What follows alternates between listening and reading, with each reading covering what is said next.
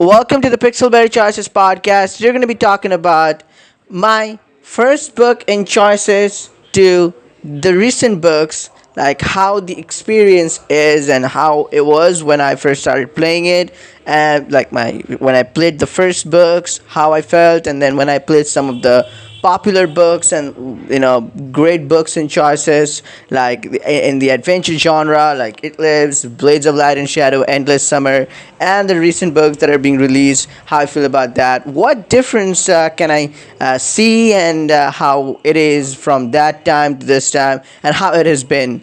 But in this video, I'm going to share my experience, and I would definitely like to hear from you because we definitely have different starting points.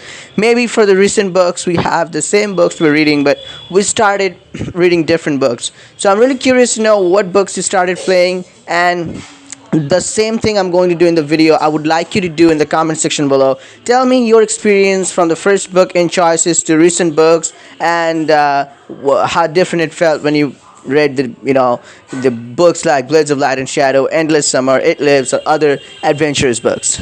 So let's get started.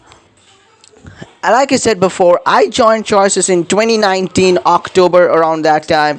So it was pretty late because Choices was released in 2016, I guess.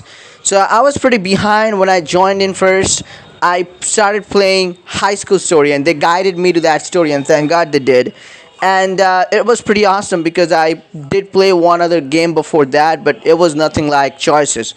I mean, the music, the writing, the how it went. It was gender customizable also, and the characters, the friend group, the story. It just blew my mind away, and I knew I would be waiting 3 hours to get my key and to read the next chapter. And then of course, when I first started playing, the diamond was an issue, so I wanted to spend diamonds, but I didn't have much diamonds. So, and at the time, like today, you didn't have much option to collect diamonds.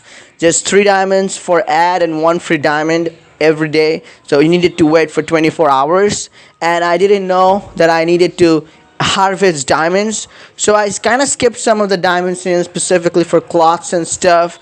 But the story, High School Story, I played, and it was a festival season here. So even though, like, more than the festival, the stories attracted me, and within 1.5 weeks I finished all the 3 books in High School Story, and it was super awesome and it was worth it.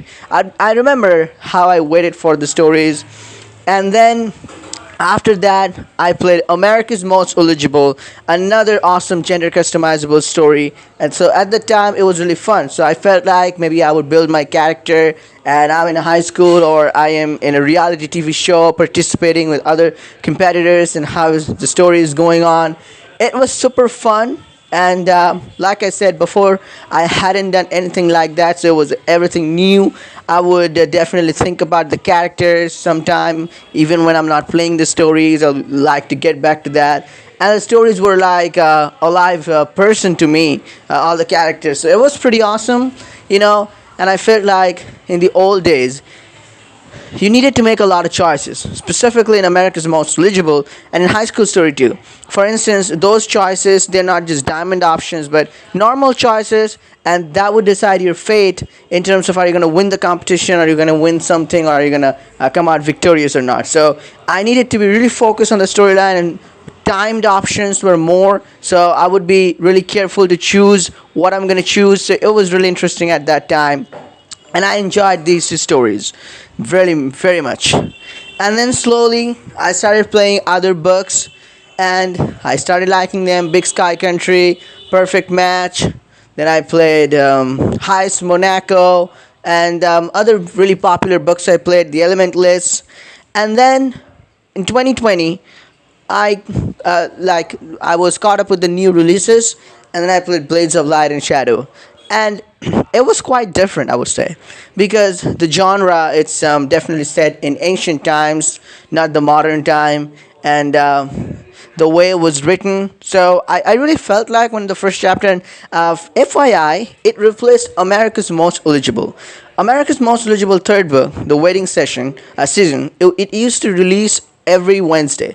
So, and this book release replaced America's Most Legible. So I was excited to see how this book would go, but it was a great book, Blades of Light and Shadow. So I read the first chapter, like how we need to improve our skills, and then this forming a party, and then our brother was lost. I was hoping like he'd be alive at the end, and it was really a relief to see him alive at the end. And all the characters we meet there and all the adventures we had in that book, it was something special. So when I was reading it, I was feeling like I'm really like, it was the way it was written. I was really like, I can visualize in front of me the fighting, the music. It was not just like a story in choices, but it was like a real RPG game, like a real fighting, something happening. Even you're watching a series on TV, it was something like that. It was so realistic and super awesome, Blades of Light and Shadow, and that's why it was so popular, and that's why they took time with this, to take time so that they can bring the best version out for the book too. And they took more time than they took for Queen Bee, the Royal Heir, or the Nanny Affair. And then, of course, Endless Summer I played recently, and it was again a super awesome book. I first watching the art scene because the artwork of Endless Summer is kind of different than other books. But I saw first, I was skeptical at first, but then I started playing it, and the story, it was super awesome. All the characters, like, now I can't stop talking about Endless Summer because the story was so good, and I now hope that. I wish that there were more chapters, because it's really short, like 12 chapters it has in the third book, but it's a really super awesome book. It would definitely leave you craving for more, and the ending, depending on what you choose, you'll feel like there's definitely a sequel. So it's just super awesome how you go with the story and all the adventures you have in these books. And then we come to the recent books, like for instance, The Distant Shores, again, book of the last year, released around April, I believe. At the same time when The Blades of Light and Shadow was halfway, So I kind of liked this Distant Shores, the pirate book, and it was really awesome. But I felt like they could have done more with the ending, or there were some holes. But other than that, the concept of like going back to past and coming back to the future at the end, and seeing that, well, none of your friends who you were with just a moment ago are not alive in this timeline, and you may not go back there. So it was a really tragic thing, and it was just a special thing, I would say, and I liked the way the story progressed till the right end. But it was really great in that part. But then this time, like the recent time, we have the Nanny Affair 2 being released, and we have the Laws of Attraction currently being released, and no other book that much. The Royal Heir is going to come real soon, the Royal Heir book 4. So, well, this is like when I first started playing Choices, like the book, even when Choices first started with like books like High School Story, Endless Summer, Crown and the Flame, America's Most Legible, they're really quality books. I'm not saying that these don't have quality, but I felt like that's definitely my personal opinion, and that is, in these books, for instance, the Nanny Affair, like I was saying before, that America's Most Legible of those books, you needed to make a lot of choices, and these were not just diamond choices, but normal choices, and that would basically define your future, what's going to happen. But in these books, it just seems like there is a certain plot, and that's not going to be affected by whatever you choose, and you just use diamonds to have intimate moments with a certain character. And so that's just I feel like when I started at the High School Story, it was a perfect blend of romance, adventure, all of the things were combined there, sports and everything. And America's Most Legible was the same thing. And then certain genre like Blades of Light and Shadow, there was romance and adventure and all the things, the It Lives and everything. But recently I'd say Choices mostly just rom-com genre is like really famous, and so, but like I'm looking forward to the Crimes of Passion and Wake the Dead. It's gonna be super awesome.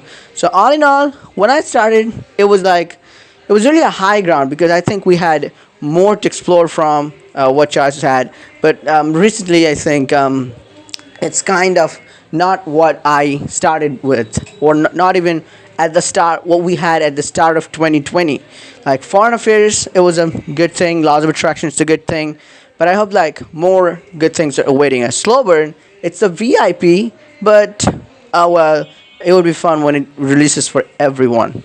But it's going in the nice direction, and it's been a nice time playing choices, and hopefully there will be more. And of course, Crimes of Passion, Wake the Dead are coming. Laws of Attraction is coming back from hiatus at this point. So let's look forward to some, more awesome books that would define choices. And maybe those books will be some of yours first book if you're listening it from 2 years from now or something. So let me know in the comment section what about you, like your first book and your experience playing choices over time, and for with the recent books, or the popular books, and how it feels, what is the difference think choices have gone through in this time in terms of the story writing, music, plot. Let's talk in the comment section below. See you in the next video. Till then, peace out.